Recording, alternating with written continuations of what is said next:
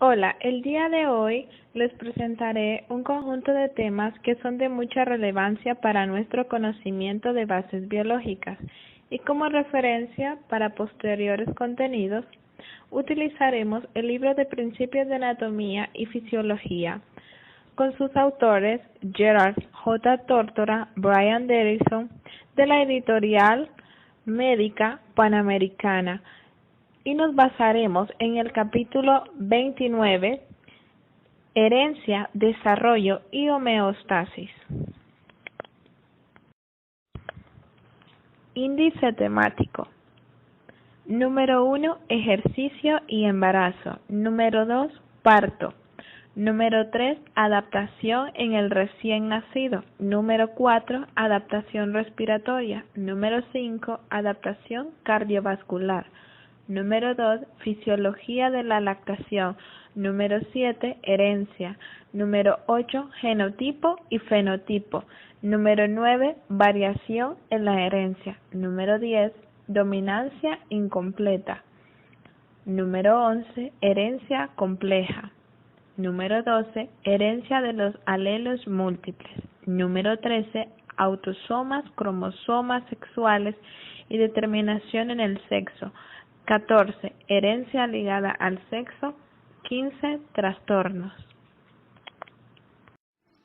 Ejercicio y embarazo.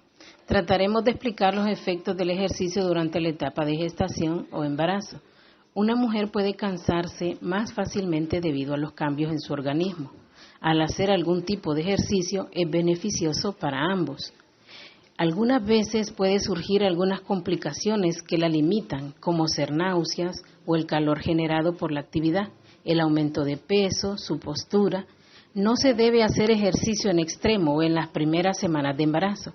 El ejercicio nos hace sentir mejor, aliviar dolores de espalda, ayuda a dormir mejor y prepara su cuerpo para el nacimiento del bebé.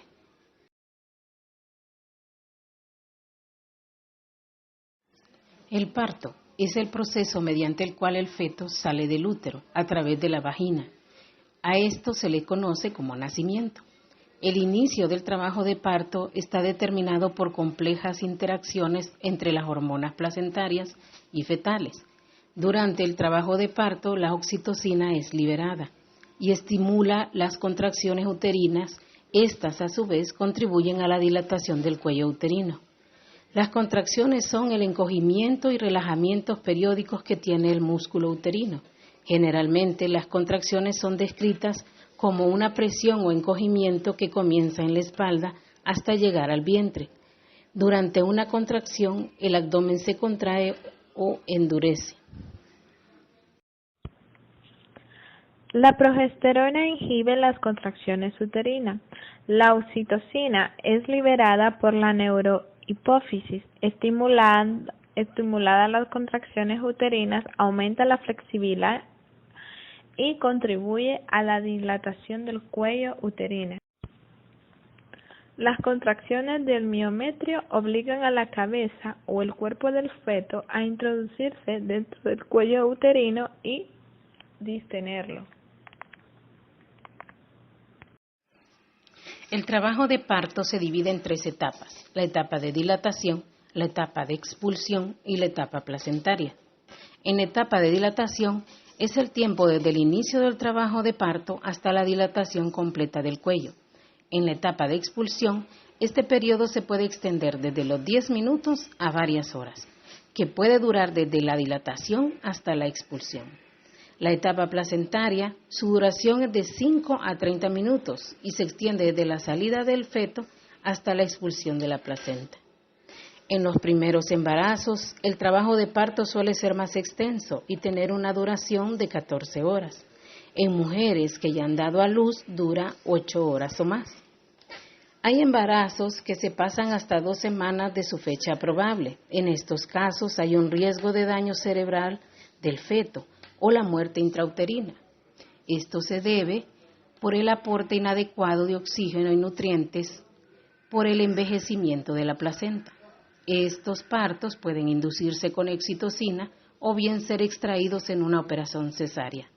Después de la expulsión del feto o placenta, Sigue un periodo de 6 semanas en el cual los órganos reproductores y el organismo materno regresan a su estado normal. A este periodo se llama puerperio. El cuello uterino pierde elasticidad y recupera su firmeza después de 2 a 4 semanas. Distocia o cesárea. Es la dificultad en el parto y puede ocurrir por varias razones, entre ellas la posición anormal y tamaño inadecuado del canal del parto. Posición anormal. El feto presenta cualquier parte de su cuerpo que no es la cabeza. Esto sucede con más frecuencia en partos prematuros. Cuando esto sucede, hay sufrimiento fetal y es necesario la extracción quirúrgica mediante una cesárea. Tamaño inadecuado del canal del parto, debido al peso del niño, que sea superior a los 3.500 gramos, el diámetro biparietal de la cabeza del bebé, que es mayor a 96 centímetros, el tamaño de la pelvis es inadecuada o por alguna anomalía o contraindicación médica para parto vaginal. Adaptación del recién nacido. Durante el embarazo, el feto es totalmente dependiente de la madre para su subsistencia. La madre le proporciona oxígeno y nutrientes, elimina el dióxido de carbono, lo protege de los cambios de temperatura y provee anticuerpos que lo protejan de microbios dañinos.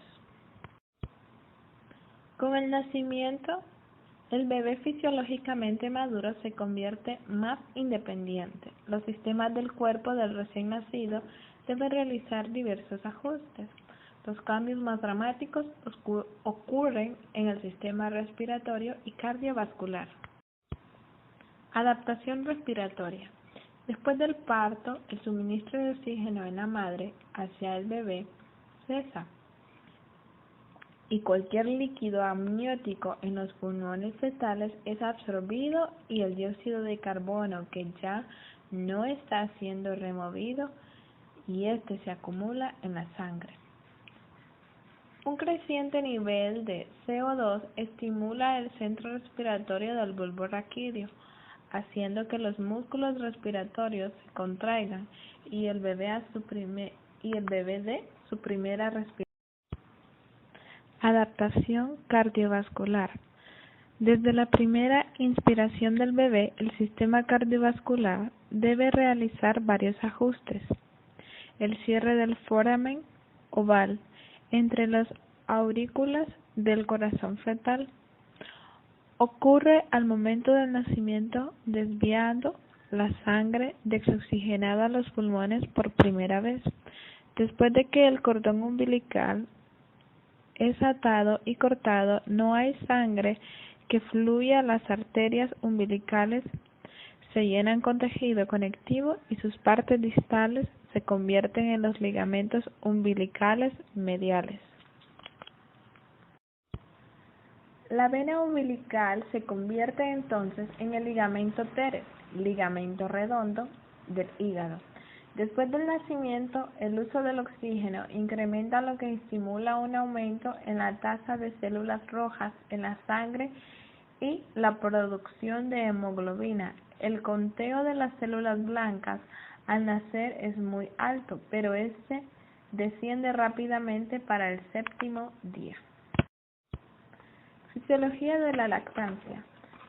Para hablar sobre este tema voy a definir lo que es lactancia, y es la secreción y eyección de leche por las glándulas mamarias.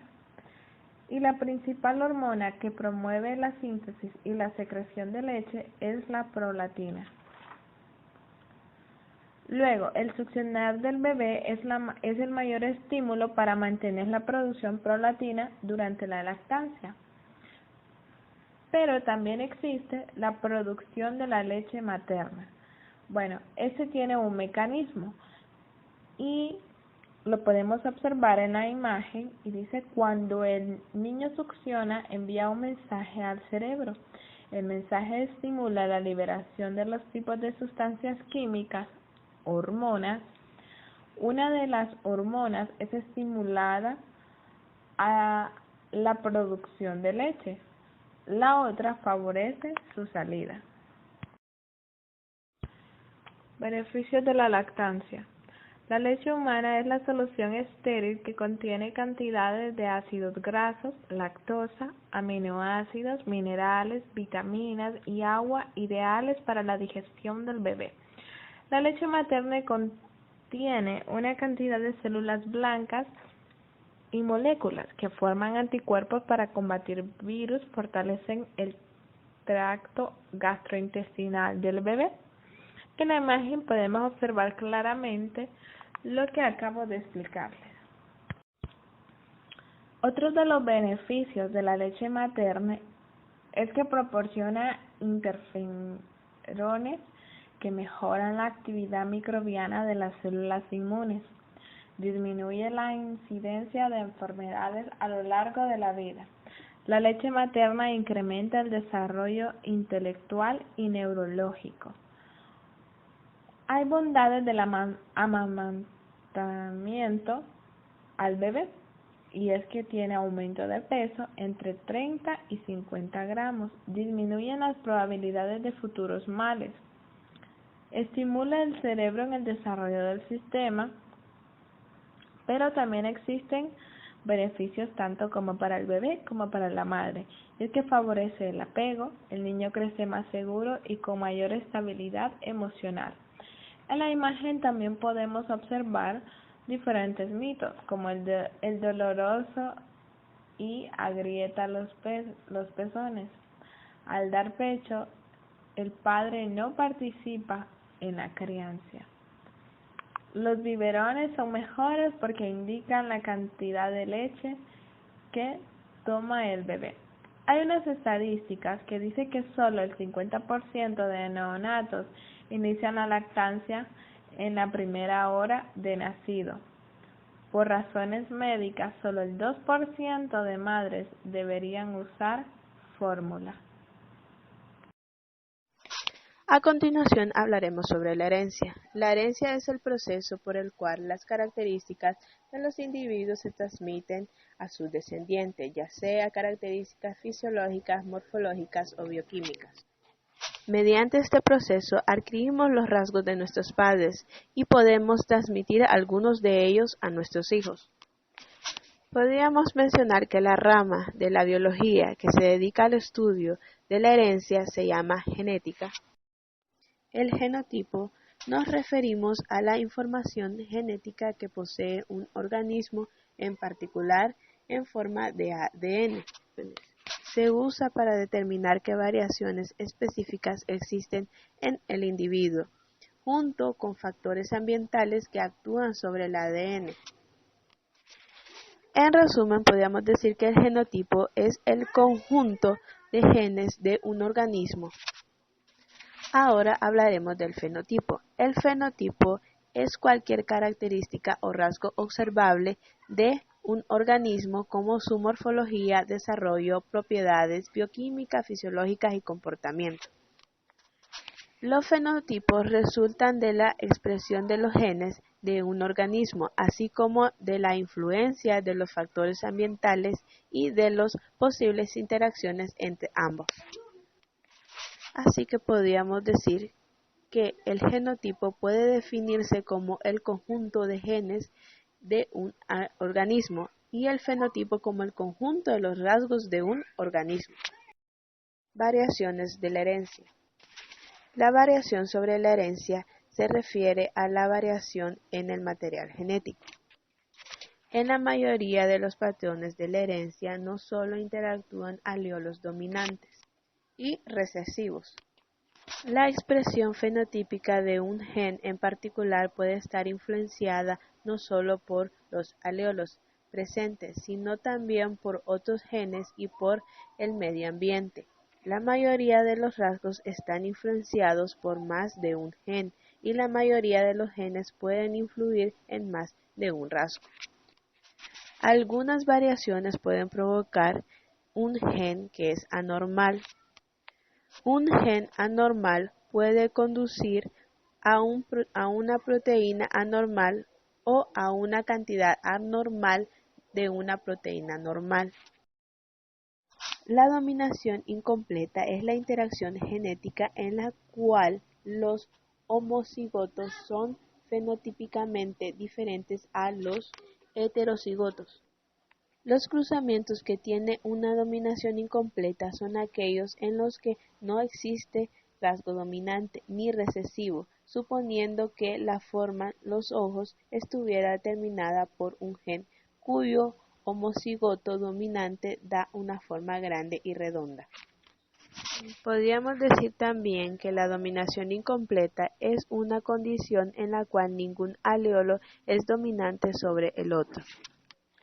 La condición reconocida para heterocigotos que expresa un fenotipo intermedio en relación a los fenotipos paternos. Autosomas, cromosomas sexuales y determinación del sexo. Los 46 cromosomas humanos en una célula somática normal pueden identificarse por su tamaño, su forma y su tinción como miembros de 23 pares distintos. En 22 de los pares, los cromosomas homólogos se parecen y tienen el mismo aspecto tanto en los hombres como en las mujeres. Estos 22 pares son llamados autosomas. Los dos miembros del par 23 se llaman cromosomas sexuales y tienen un aspecto diferente en los hombres y en las mujeres. Herencia compleja. En la herencia compleja, un genotipo puede tener muchos fenotipos posibles, de acuerdo con el medio, o un fenotipo puede incluir muchos genotipos posibles. Por ejemplo, aun cuando un individuo herede diversos genes para la talla, pueda que no alcance el potencial de altura total como consecuencia de un factor externo, como alguna enfermedad o la desnutrición durante los años de crecimiento. Herencia multifactorial o compleja. Los efectos combinados de varios genes con factores del medio ambiente, situación llamada herencia multifactorial o compleja, por ejemplo, son el color de ojos, de la piel, el color de los ojos, el peso corporal, el índice metabólico y el hábito corporal. En las mujeres, el par consiste de dos cromosomas llamados cromosomas X. Un cromosoma X está presente también en los hombres, pero su compañero es mucho más pequeño, llamado cromosoma Y. Cuando un espermatozoide sufre meiosis para reducir su número de cromosomas, da lugar a dos espermatozoides que contienen un cromosoma X y a dos espermatocitos que contienen un cromosoma Y. Los ovocitos no tienen cromosoma Y solo producen gametos que contienen X. Si el ovocito secundario llegara a ser fecundado por un espermatozoide con un X, la descendencia sería femenina, o sea, XX. La fecundación por un espermatozoide con un cromosoma Y produciría un varón, o sea, XY. De tal modo, el sexo de un individuo está determinado por los cromosomas paternos. Tanto los embriones femeninos como los masculinos se desarrollan de manera idéntica hasta la 7ª semana después de la fecundación. En ese punto, uno o más genes desencadena una cascada de fenómenos que conduce al desarrollo masculino. En la ausencia de la expresión normal del gen o los genes, tiene lugar el patrón femenino de desarrollo. Herencia ligada al sexo. Los cromosomas sexuales no solo son responsables de determinar el sexo de la descendencia, también lo son de la transmisión de diversos rasgos no sexuales. Muchos de los genes para estos rasgos están presentes en los cromosomas X, pero no lo están en los cromosomas Y. Esta característica determina un tipo de herencia denominada herencia ligada al sexo. Un ejemplo de herencia ligada al sexo es la ceguera para los colores rojo y verde, el tipo más común de daltonismo. Este trastorno se caracteriza por la deficiencia de los conos sensitivos rojos o verdes, de manera que el color rojo y el verde se ven del mismo color. El gen para la ceguera de los colores rojo y verde es uno recesivo llamado C. Solo las mujeres con dos genes X tienen ceguera para el rojo y verde. Esta situación rara se observa solo en los casos de la unión de un varón con ceguera para los colores rojo y verde y una mujer con el mismo trastorno o portadora. Como los varones no tienen un segundo cromosoma X que podría enmascarar el rasgo, todos los varones con un gen X sufrirán la enfermedad. Los rasgos heredados de esta manera se llaman caracteres ligados al sexo. El tipo más común de hemofilia, enfermedad en la cual hay un defecto en la coagulación sanguínea, es también un rasgo ligado al sexo. Como ocurre con el daltonismo, la hemofilia es causada por un gen recesivo. Otros rasgos ligados al sexo en el ser humano son el síndrome del X frágil, glándulas sudoríparas no funcionantes, ciertas formas de diabetes, algunos tipos de sordera, el movimiento incontrolable de los globos oculares, la ceguera nocturna, una forma de cataratas, el glaucoma juvenil y la distrofia muscular juvenil. Inactivación del cromosoma X. Como resultado de la presencia de dos cromosomas X en todas las células, las mujeres tienen un juego doble de todos los genes del cromosoma X. Por ello, durante un momento temprano del desarrollo, en ellas, mediante un mecanismo llamado inactivación del cromosoma X, se inactiva al azar y de forma permanente un cromosoma X, causando que los genes del cromosoma X inactivo no se expresen. Otros ejemplos de rasgos ligados al sexo son glándulas sudoríparas no funcionales, el movimiento incontrolable de los globos oculares, la distrofia muscular juvenil, la ceguera nocturna y el glaucoma juvenil. Desequilibrios homeostáticos. La esterilidad. La esterilidad puede ser tanto femenina como masculina. La femenina es la incapacidad de concebir, ya sea por una enfermedad ovárica, la obstrucción de las trompas uterinas o trastornos en los cuales el útero no está preparado para recibir al óvulo fecundado. La esterilidad masculina es la incapacidad de fecundar un ovocito secundario. Para que un varón sea fértil, requiere de la cantidad adecuada de producción de espermatozoides normales y viables en los testículos, de su transporte sin dificultades a través de los conductos y del correcto depósito en la vagina. La falta de grasa corporal, desnutrición, el sobrepeso y el ejercicio excesivo son causas de infertilidad en ambos sexos. Malformaciones congénitas. Una malformación congénita es una anomalía que está presente en el momento del nacimiento. Suelen producirse durante el periodo de organogénesis entre la cuarta y la octava semana del desarrollo, cuando los órganos principales comienzan a formarse. Durante este periodo, las células madre establecen los patrones básicos del desarrollo orgánico y en esta fase las estructuras son muy susceptibles a las influencias genéticas y ambientales. Síndrome de Down. El síndrome de Down es un trastorno caracterizado por la presencia de 3 en lugar de 2 copias de al menos una parte del cromosoma 21. Las mujeres mayores tienen una predisposición a concebir hijos con este síndrome. Características del síndrome de Down: retardo mental, rasgos faciales particulares, como ser lengua grande, puente nasal deprimido, ojos inclinados y cráneo pequeño, defectos renales, deficiencias del sistema inmunitario y malformaciones en las orejas y en los pies. Normalmente, la madurez sexual es raramente alcanzada y la esperanza de vida es corta. Bibliografía. Gerald J. Tortora, Principios de Anatomía y Fisiología. Buenos Aires, Bogotá, Caracas, Madrid, México, Sao Paulo, Médica Panamericana. Gracias por su atención.